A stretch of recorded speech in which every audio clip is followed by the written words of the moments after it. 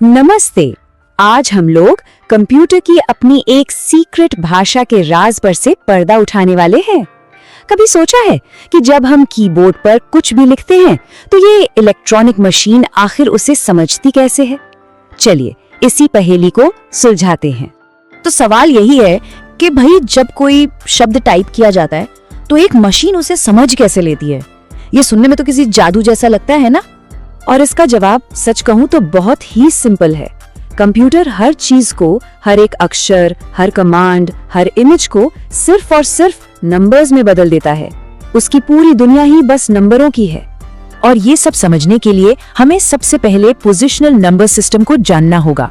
ये एक ऐसा सिस्टम है जिसमें किसी भी डिजिट की वैल्यू इस बात पर डिपेंड करती है कि वो नंबर में खड़ा कहाँ है। इसके 3 मेन हिस्से हैं। पहला खुद वो डिजिट, दूसरा उसकी पोजीशन और तीसरा उस सिस्टम का बेस। तो चलिए शुरुआत करते हैं उस सिस्टम से जिसे हम सब रोज इस्तेमाल करते हैं, हमारा अपना डेसिमल या दशमलव सिस्टम। तो ये जो डेसिमल सिस्टम है इसे बेस 10 सिस्टम भी कहते हैं। क्यों? क्योंकि इसमें 0 से लेकर 9 तक यानी कुल 10 डिजिट्स का इस्तेमाल होता है। ये वही सिस्टम है जिससे हम अपनी सारी गिनती करते हैं। एक आसान सा उदाहरण लेते हैं, नंबर 1 2 3 4। हम सब जानते हैं कि इसमें 1000 1 की जगह पर है, 2 100 की जगह पर है, 3 दहाई की जगह पर है और 4 इकाई की जगह पर। अब असली मजा यहीं से शुरू होता है। हर पोजीशन की अपनी एक वैल्यू होती है जो कि बेस यानी 10 की एक पावर होती है। यही पोजिशनल सिस्टम का गोल्डन रूल है। तो देखिए यहाँ पर इसका पूरा ब्रेकडाउन है।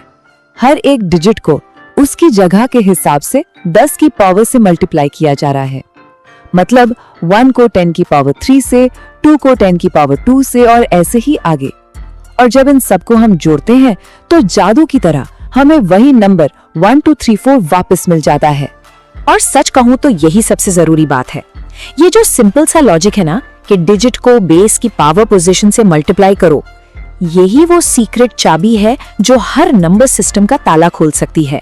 अगर ये समझ आ गया तो बाकी सब एकदम मक्खन है। तो चलिए अब इसी चाबी से कंप्यूटर की असली भाषा का दरवाजा खोलते हैं, वो भाषा जिसमें सिर्फ 0 और 1 होते हैं। अब देखिए डेसिमल और बाइनरी में फर्क क्या है? सिर्फ उनके बेस का। डेसिमल का बेस 10 है तो बाइनरी का बेस 2 है। क्यों? क्योंकि इसमें गिनती करने के लिए सिर्फ 2 ही डिजिट्स हैं, 0 और 1। तो बाइनरी सिस्टम की यही खासियत है, सिर्फ 0 और 1 का इस्तेमाल होता है, इसीलिए इसे बेस 2 सिस्टम कहते हैं। और बिल्कुल डेसिमल की तरह ही इसमें भी हर पोजीशन की वैल्यू बेस यानी 2 की एक पावर होती है। अच्छा, तो अब बाइनरी नंबर 10101 को डेसिमल में बदल कर देखते हैं। यहाँ भी हम बिल्कुल वही लॉजिक लगाएंगे, बस फर्क इतना है कि बेस 10 की जगह अब 2 है। तो हर डिजिट को 2 की पावर से मल्टीप्लाई करके जोड़ देंगे और देखिए नतीजा आया 21। है ना कमाल? लॉजिक बिल्कुल वही का वही है। अब बाइनरी के ये जो लंबे लंबे नंबर होते हैं, इन्हें छोटा और आसान बनाने के लिए 2 और सिस्टम्स इस्तेमाल होते हैं। तो चलिए एक नजर डालते हैं ऑक्टल और हेक्साडेसिमल पर। ऑक्टल सिस्टम का बेस होता है 8। इसका मतलब इसमें 0 से लेकर 7 तक यानी टोटल 8 डिजिट्स इस्तेमाल होते हैं।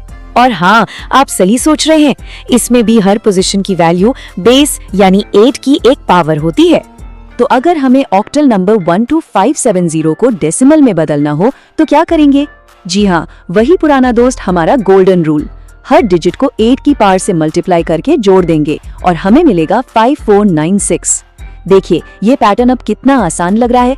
और अब आता है हेक्साडेसिमल सिस्टम जिसका बेस है 16। ये थोड़ा मजेदार है क्योंकि इसमें 0 से 9 तक के डिजिट्स तो हैं ही, साथ में A से F तक के लेटर्स भी हैं। यहाँ A का मतलब 10, B का मतलब 11 और इसी तरह F का मतलब 15 होता है। तो चलिए हेक्साडेसिमल नंबर 19FDE को भी समझ लेते हैं। कैलकुलेशन में हम F की जगह 15, D की जगह 13 और E की जगह 14 रखेंगे और फिर से वही प्रोसेस, हर एक को 16 की सही पावर से मल्टीप्लाई करके जोड़ देंगे और नतीजा हमारे सामने है 10,64,062। ये टेबल इन चारों सिस्टम्स की एक बेहतरीन समरी है। बाइनरी का बेस 2, ऑक्टल का 8, डेसिमल का 10 और हेक्साडेसिमल का 16। यहाँ एकदम साफ साफ दिखता है कि कैसे बेस ही तय करता है कि कौन कौन से डिजिट्स इस्तेमाल होंगे। लेकिन सवाल ये है कि आखिर हम ये सब क्यों समझ रहे हैं? इन नंबर्स की असल दुनिया में क्या अहमियत है? देखिए, जो लोग कंप्यूटर प्रोग्रामिंग या आईटी फील्ड में हैं, उनके लिए ये सिस्टम्स बहुत ही जरूरी हैं।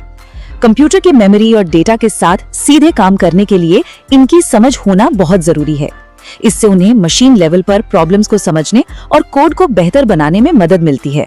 तो आखिर में एक सवाल छोड़ जाता हूँ, अगर कंप्यूटर के लिए हर चीज सिर्फ नंबर है, सिर्फ 0 और 1 का खेल है, तो फिर हमें स्क्रीन पर इतने खूबसूरत रंग, स्पीकर से संगीत और वीडियो कैसे दिखते और सुनाई देते हैं? ये अपने आप में एक और दिलचस्प कहानी है जो बताती है कि कैसे ये सिंपल से 0 और 1 मिलकर हमारी इस कॉम्प्लेक्स डिजिटल दुनिया को बनाते हैं।